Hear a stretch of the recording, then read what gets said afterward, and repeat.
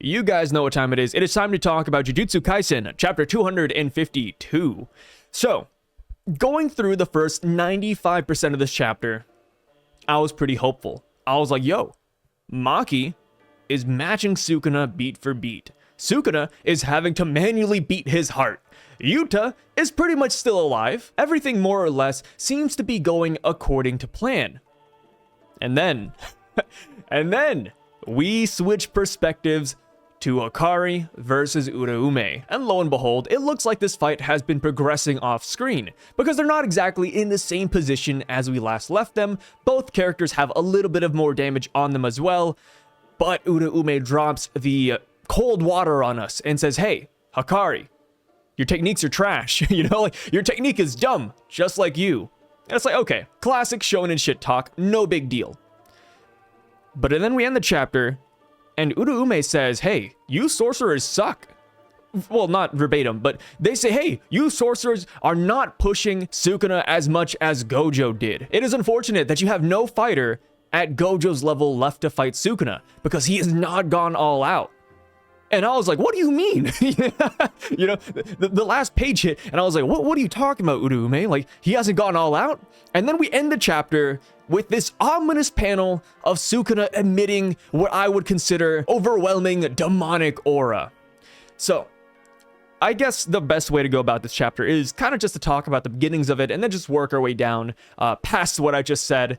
So, first up, it looks like Yuta planned to have his domain break, which is something we could interpret in a couple of different ways. First up, this probably means that last chapter Yuta purposefully got hit, or at least getting hit was all according to his plan, because by getting hit, he had a great reason to break his domain. Whether it actually is a force break or Yuta planning this break, either way, this is what Yuta did want, because that led to Sukuna dropping his guard for a brief second, and for Maki to show up and stab him in the back, which is what we saw last week.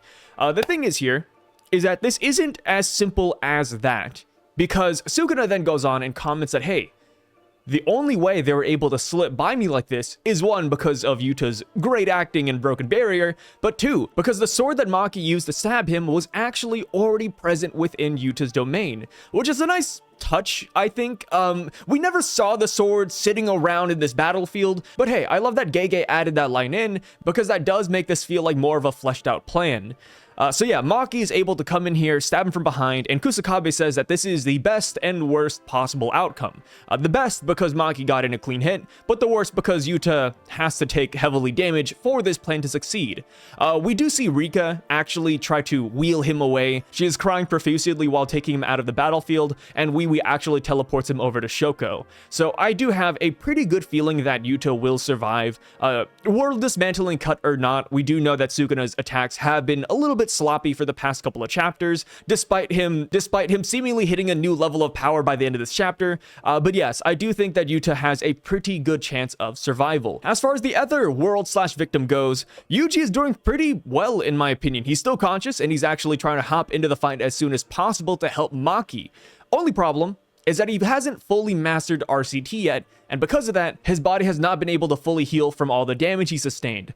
Thankfully, Big Brother Choso shows up and tells him to circulate his blood in a certain manner, and we get this really in-detailed shot of Yuji's hand and all the bloodlines running through it, and it's kind of crazy because if you've read this chapter, then you know that Maki versus Sukuna, or at least the first 2 pages of it, are very roughly drawn. It looks like Gege did not have enough time to finish them.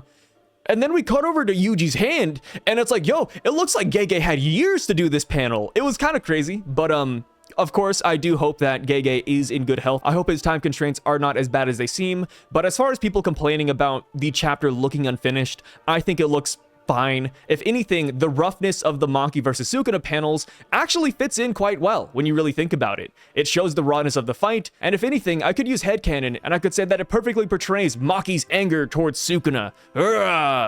But yeah, they exchange a couple of blows, and we come to find out that Sukuna is still alive simply because he's using his cursed energy to constantly pump his heart. Not too sure how that works, to be honest, but hey, Sukuna, you do you. Sukuna at times just kind of defies logic, which is really the point. He's the king of curses, right?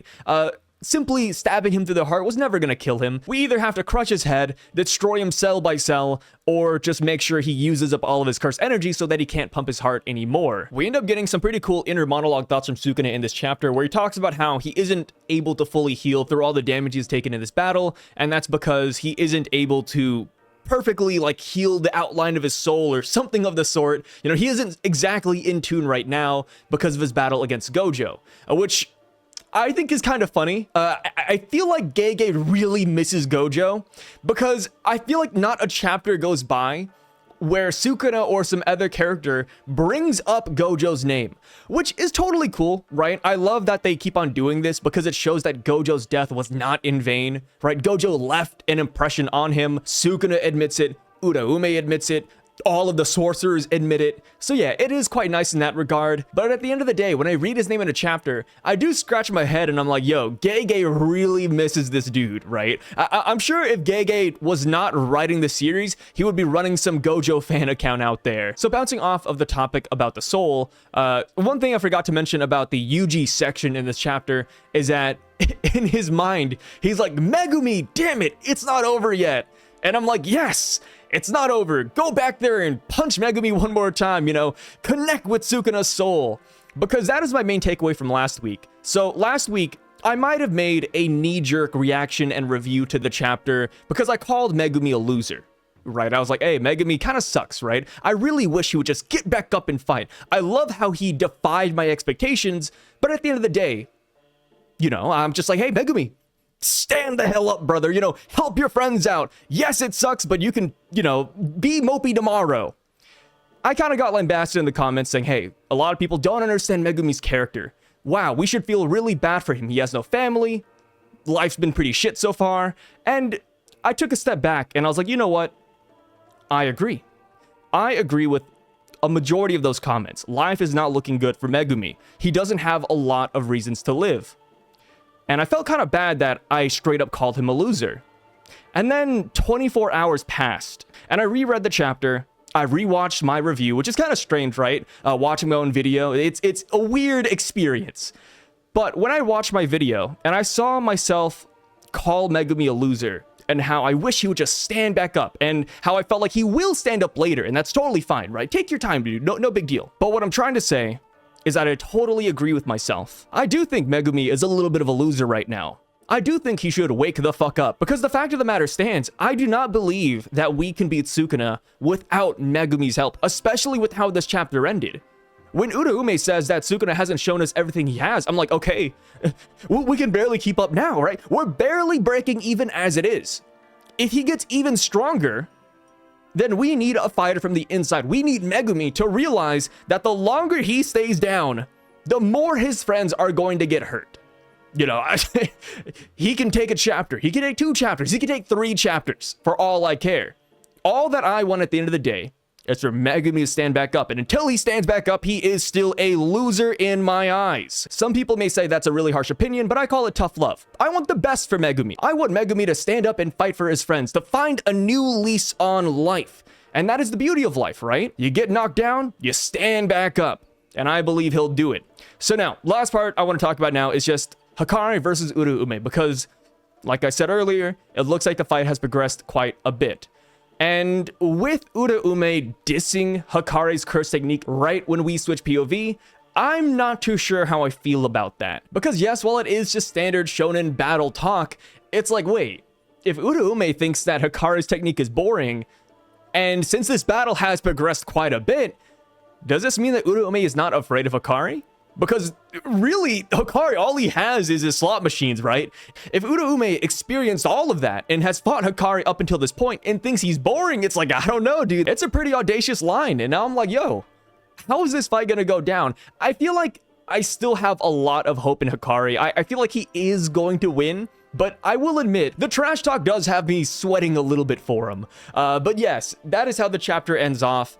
It looks like both Uraume and Sukuna have more cards up their sleeves, because not only does Uraume say that Sukuna will win, he says that we will win, meaning that he thinks that he can beat Hakari. So I don't know. A great chapter overall. I would love to hear what you guys have to say about it. How do you feel about Sukuna still having tricks in his bag? How do you feel about Kusakabe and Ino standing on the sidelines, which I thought was kind of funny, right? They were like, hey, we can jump in there too afterwards. And then Kusakabe is like, hey, Maki, you got this, girl. But yeah, there's a lot of things going on here. We still have a lot of sorcerers in our bag. And honestly, if there's one thing I want to see right now, it's actually Shoko's lab. Because she has a lot of dead bodies and wounded sorcerers under her care. So I really want to see what the infirmary is looking like right now. Is she able to heal all of them? Will we finally get to see what kind of curse techniques she has? I have no clue. But hey, with that being said, thank you guys so much for stopping by and listening to my ramblings. Hopefully you enjoyed it. And I'll catch you guys next week. Signing out.